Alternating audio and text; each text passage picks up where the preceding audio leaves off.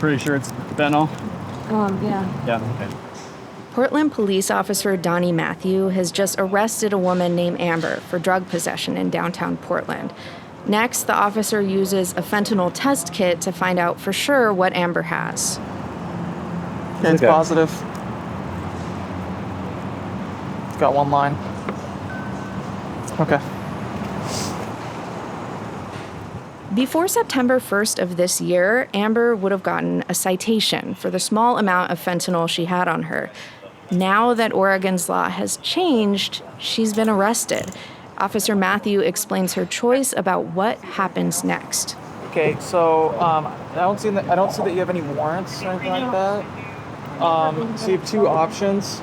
You can either go to jail today for the possession of fentanyl and tested positive, or we can call for deflection, which is like some social workers that will come out that have had prior addiction problems as well in the past, and they come out and talk to you, and you don't get charged. So you get treatment. It's like a treatment option. I would love to talk So I'll call them. It's a little hard to hear, but Amber says she would love to talk to somebody about treatment options. So Officer Matthew makes a call. And after about 20 minutes, Mina Gilson shows up. Sounds like she's agreed to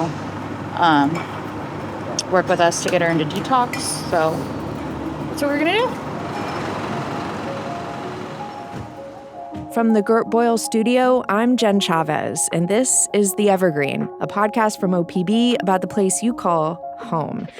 It's been a little over a month since Oregon officially ended its experiment with drug decriminalization. Now there's a new set of experiments going on around the state. When people are caught with small amounts of illegal drugs, the consequences depend on a variety of factors, including what county they happen to be in. First, let me back up a little and remind you how we got here. Oregon voters passed Ballot Measure 110 in 2020. It was the largest drug decriminalization effort in the country, and it did two things. It decriminalized small amounts of hard drugs, and it earmarked hundreds of millions of dollars for drug treatment efforts. But the drug treatment part of the ballot measure was slow to come online, and the drug decriminalization part led to an increase in people using drugs in public spaces. Fast forward to the 2024 legislative session. That's when Oregon lawmakers passed House Bill 4002, which made drug possession a crime once more. The bill also attempted to preserve the focus on addiction as a public health problem, allowing people to avoid criminal consequences by getting into treatment programs. But every county in Oregon is doing that a little differently. OPB reporters Conrad Wilson and Troy Brennelson have each visited different counties to see what drug recriminalization looks like on the ground. So, Conrad, what options do counties have for dealing with people who are caught with small amounts of illegal drugs? So House Bill 4002, it allows counties 4 different ways to deal with substance use or a misdemeanor drug possession charge. There's diversion, probation, and even jail. And then there's also this mechanism called deflection, which we're going to talk about a lot. Counties don't have to opt in, and those that are going about it some really different ways. But at its core, it's an opportunity for someone using drugs to avoid jail or criminal charges so long as they engage with drug treatment. So in Multnomah County, the state's most populous, when police stop someone for using drugs, they can be eligible for deflection if they aren't engaging in other crimes, even low-level ones, and if they haven't failed out of deflection within the previous 30 days. So as of mid-October, police now can take someone who's eligible for deflection, who says they want treatment rather than going to jail. They can go to the center in inner Southeast Portland. And you took a tour of Portland's deflection center shortly before it opened. How is it set up? Well, it wasn't open when Amber, that was the one we heard at the beginning, when she entered deflection. Rather, she dealt with a mobile team of treatment providers who came to her. So now that the center is open, it's a place where police can take people like Amber as a first step in the process, of getting treatment in lieu of an arrest. People can't stay there overnight, so that's why I say it's a first step. Bernard J.B. Foster is the CEO of Turk House. It's a Baltimore-based nonprofit. It's a treatment provider that's running the deflection center. And he walked me through what will happen when someone comes in. So initially, every patient that comes through here would have to come through law enforcement.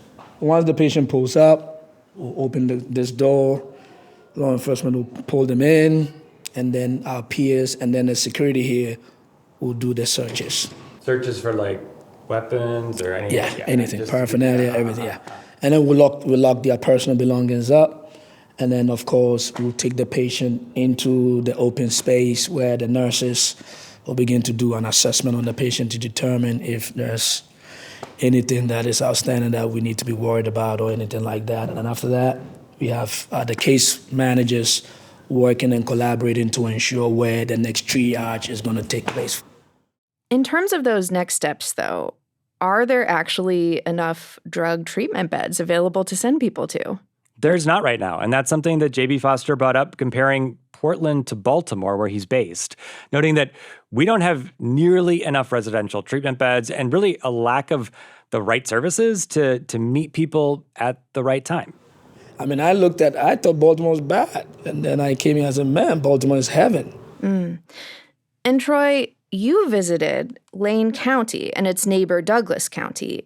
Both of these counties cover a wide geographic area stretching all the way from the coast to the Cascades. So why did you focus on these two counties in particular?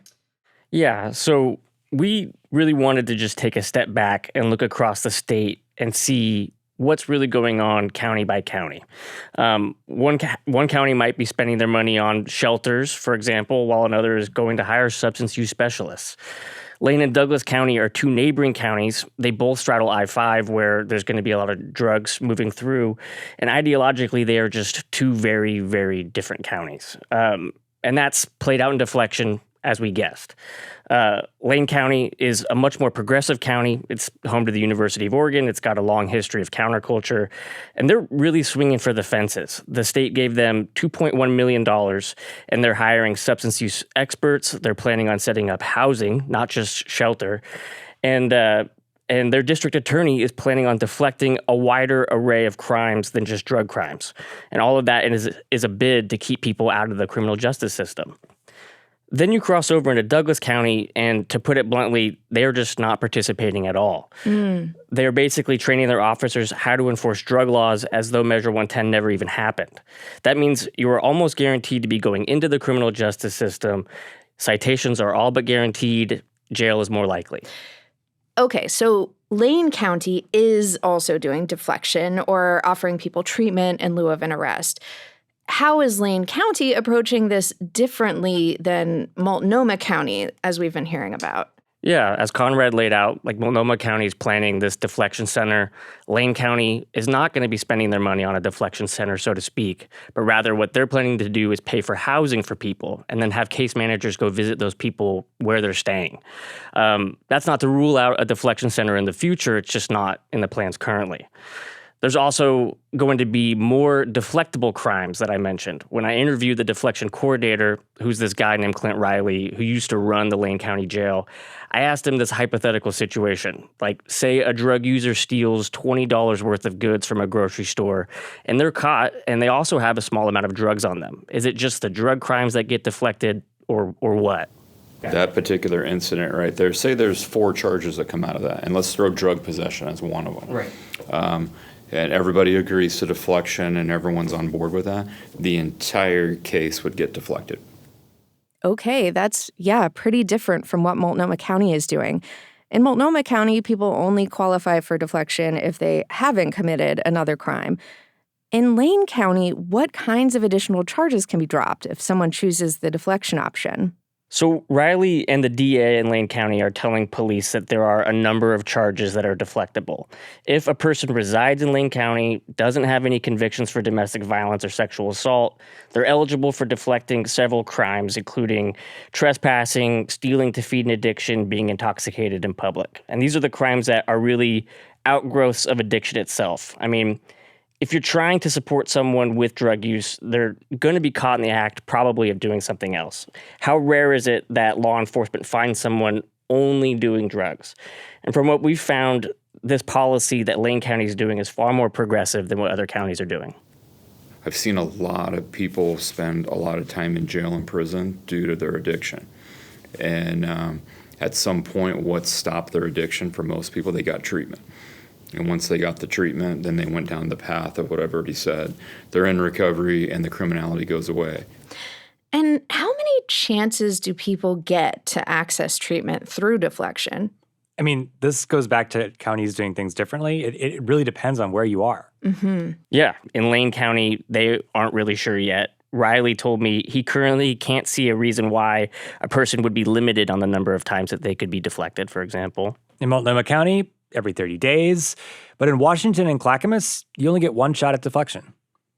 Okay, so how many Oregon counties have some kind of system like what Lane and Multnomah County are doing in terms of offering people drug treatment instead of jail time when they're arrested for having small amounts of illegal drugs on them? The majority of Oregon's counties are or say they want to do deflection, but that is a huge spectrum from counties surrounding the Portland area that are up and running, along with other counties like Lane that Troy's talked about that are getting started soon, but some counties that really have just indicated, they want to participate, but they're just really in those early stages.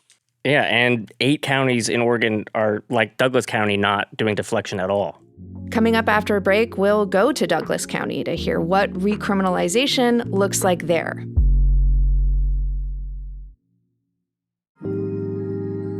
Thanks for listening to The Evergreen, our podcast from OPB about the place you call home. If you like what you hear, subscribe to us on your favorite podcast app, and we'll bring you something new and interesting to listen to each week. You can also follow OPB on Instagram at OPBphoto to stay up to date with what we and all of our friends at OPB are up to. And remember, this episode about drug recriminalization and all the great OPB reporting and storytelling you hear on this show, including a previous episode with Conrad about the state's effort to address drug addiction, is made possible by the support of many thousands of OPB members. Support our journalism by becoming an OPB sustaining member today at opb.org/pod. And now back to the complicated and fascinating topic of Oregon's changing approach to addiction. When Oregon lawmakers passed House Bill 4002, they essentially ended 4 years of drug decriminalization. Troy, before the break, you mentioned that there are 8 counties in Oregon that are not doing deflection at all, and you visited one of them recently. What does recriminalization look like in Douglas County? Yeah, in Douglas County and other counties like it, it's useful if you can remember what things were like in 2018 or 2019 before Measure 110. If a police officer, through the course of basic police work, comes to find out that you're possessing illegal drugs, then you are at least citable. Now, there's obviously a lot of factors there. It depends on how much of the drug you have, whether you have warrants, all these sliding scales to determine what crimes you're potentially committing. But the bottom line here is that you're in the system.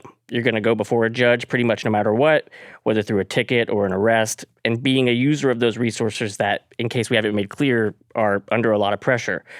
From a law enforcement perspective, a lot of these deputies are now having to learn how drug possession was treated back then. I went on a ride-along with Douglas County deputy named Ryan Gomez, who trains other deputies, and a lot of other deputies are having to really relearn how to treat cases involving drugs. There's people that work here that were around when marijuana was still illegal, and if you smelt marijuana, get out of the car kind of a thing. So sure. We also have, just like other agencies everywhere, a lot of younger, newer deputies who have started after 110, so they've never experienced it any other way, which might be easier in an aspect because you're just learning what used to be non-criminal is now actually criminal. There's jail time that can be associated with it. When Deputy Ryan Gomez arrests someone in Douglas County, they don't have the option of going into treatment right away. They have to go into the criminal justice system first. We cite people, we arrest them, district attorney prosecutes them. Ultimately, it's the judge that judges them. A judge who sees something where this person is maybe a repeat offender, but this one time they wanted resources, they went through with trying to get help, there's no reason why a judge has to make a conviction of this crime. A lot of times they'll probably dismiss that because of the hard work and the determination. Most judges, it's a small area, they remember certain people. People stand out, and they might make a deal with them and say, hey, as long as you continue down this pathway, this is gone. But if you don't, and we keep running into each other, then things change, and next time it's not going to be as lenient. And I think that's kind of a good thought process. And what is the thinking behind this approach as opposed to like what's going on in Lane and Multnomah counties? So Douglas County Sheriff John Hanlon is a pretty interesting case because he not only sees this jail every day, he runs the jail, but he also has a very personal history with this jail. He was jailed as a teenager for a drunken hit and run, and he credits that for helping him realize a mistake that he made, and he wanted to get his life together. Became a deputy, became sheriff in 2008. And his 31-year-old son has also been in and out of that same jail for the past decade. And he says his son is addicted to drugs. All of that informs his approach to drug enforcement and his belief that jail is an important consequence for helping people realize the mistakes that they've made and the way that they need to get their life together, in his view. But I can tell you, from my own experiences with my own son, if he got arrested and spent a day in jail and got out the next, that wasn't even long enough for him to realize that he'd done anything wrong. He was, getting out about the time he needed to go find another high. I'm not saying just because we feel like putting handcuffs on people and dragging them off to jail, and if they're charged with a serious crime is an absolute necessity. It's only a necessity if you want to wake them up and get them to think, you know what, this problem is getting out of hand. I've gone to jail 3 times in the last month. It's time I get my head screwed on straight, get into a program. And then they get into a program and they do well and they succeed, then go back and erase those charges. I'm not saying those criminal charges have to stay with them, for the rest of their life. Okay, so it sounds like this is at least partially a philosophical difference between these counties, but I'm sure cost is also a big factor. How much money are counties getting from the state when they choose to set up a deflection program? The state allocated $20 million to set up deflection programs, basically fund some administrative costs, initial costs, a coordinator position. Some counties are buying vehicles. Some are buying drug testing kits, that kind of thing. Larger counties like Multnomah got a few $1,000,000, but smaller counties got way less, way less, $150,000. And it's just not enough for them to really do anything with. Even some larger counties say it's far from enough money. Clackamas and Washington counties actually filed a lawsuit saying they need more money to make the full deflection program work. Other counties, like Douglas and Coos, actually left hundreds of thousands of dollars on the table by not opting to do deflection. That's right. And when I talked to Sheriff Hanlon about this, that's a lot of what he was saying was the amount of money that we would be getting isn't enough for us to be using and investing in, especially in his view, he wasn't necessarily sure if this experiment is going to continue on in the future. So I want to be clear, is really saying that he wants to take a wait and see approach and see how other counties are doing, see how the funding is going to shake out in the future before deciding whether to opt into deflection. But we also do know that from records we've received that, there is a philosophical difference occurring in Douglas County. The DA down there seems to be opposed to deflection. I mean, I received meeting minutes that says he is, quote, firmly opposed to deflection and, quote, people who do bad should be held accountable. Most of these cases are going to all be cite and release cases, but the DA assures me that, by golly, he's going to prosecute them. And so it's kind of up to the court what happens to somebody from that point on. If they're prosecuted or if they decide to enter them into a diversion program, that'll be up to the court. Douglas County does have a drug court. So how is that different from deflection? I would say at the heart of drug court it's still intrinsically part of this system that we're talking about. The incentive is that you complete treatment before any of the charges or some of the charges that you may be facing can get dismissed. It is worth pointing out, too, that yes, these new drug laws are absolutely bringing new cases into the court system that were not happening when drugs were decriminalized. But a much larger shift had already taken place in Oregon years before Measure 110 passed, and that's when lawmakers did away with a charge of felony drug possession. That's basically making them misdemeanors. And when that happened, it kind of pushed most drug courts in the state to focus on more serious cases where people were facing significant prison time and where the underlying acts for their criminal behavior were rooted in substance use disorders. In many cases, drug courts, have already shifted to a population that has a lot to lose by not engaging with drug treatment. This is all very complicated, and it's only been about a month and a half since the law changed, so there's not much data available about how it's going so far. A lot of counties, including Lane County, don't have their programs up and running yet. Multnomah County recently reported that 70 people have been deflected there so far. And in Washington County, 17 people participated in the first month of deflection there.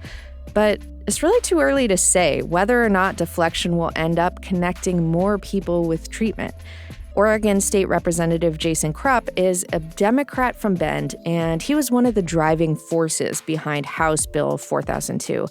He talked about the philosophy behind deflection at a public meeting earlier this year. We knew these programs would look different. And I think we actually encouraged that. We knew that programs in Clackamas County or Clatsop County or Columbia County would look different. We wanted people struggling with addiction to be able to make a quicker connection to those services and have the opportunity to avoid formal prosecution if they were caught in possession of drugs. We viewed this as a period of innovation and experimentation. Obviously, we are going to continue to follow this ongoing experiment, which is kind of also a bunch of little different experiments. But Troy and Conrad, I'd love to hear from you both about what your biggest takeaways are from your most recent reporting on this. I mean, I agree with exactly how you just described it. This is basically a group lab project. I mean, if it sounds confusing and messy, that's because it is. The state is letting counties throw a bunch of stuff at the wall, and over time, hopefully, we'll have better practices and standards across the state. Well, and to add to that, in a lot of ways, this is another huge shift in Oregon's drug policy, and one that's similar to Measure 110. I mean, you have a law going into effect without everything in place to support it. Counties and law enforcement are both scrambling. They've been doing that for months now. And for me, I'm going to be watching to see whether recriminalizing drugs gets more people connected to treatment, and also what happens with overdoses. I will say one thing I've observed is how the debate has shifted towards one with a lot more common ground. I mean, we need more treatment, more support for people with substance use disorders. Tony Vazina is the executive director of the nonprofit 4D Recovery, and he kind of summed this up during an interview we had in September. You have all these different individuals on the same page for what they want to happen. And what they want to happen and what they know can happen is that people with addiction can quit using, get into recovery, and become upstanding citizens. So that's not the debate anymore. The debate is, how do we get them in recovery? And what are the services that we need? And, honestly, it feels so appropriate to end this conversation on another question. Conrad and Troy, thank you both so much for digging into this big, big topic with me today. Thank you. Pleasure to be here. Conrad Wilson is OPB's Criminal Justice and Legal Affairs reporter, and Troy Brennelson is OPB's Public Safety reporter. You can read their ongoing coverage of drug recriminalization in Oregon at opb.org. Thanks for listening to The Evergreen, a podcast from OPB. Check your podcast feed next week, the day before Election Day, for an episode all about how women won the right to vote in Oregon. It took 6 tries and more than 40 years, but women's suffrage passed here 8 years before it was a national law. Julie Sabatier produced this episode, and our technical director is Stephen Cray. He also engineered the episode. The OPB podcast team also includes Mia Estrada and Sage Van Wing. Troy Brennelson and Conrad Wilson did the interviews you heard. The music in this episode is from Audio Network. If you have a question for us, please reach out. You can email us at theevergreen@opb.org. I'm Jen Chavez. Catch you later.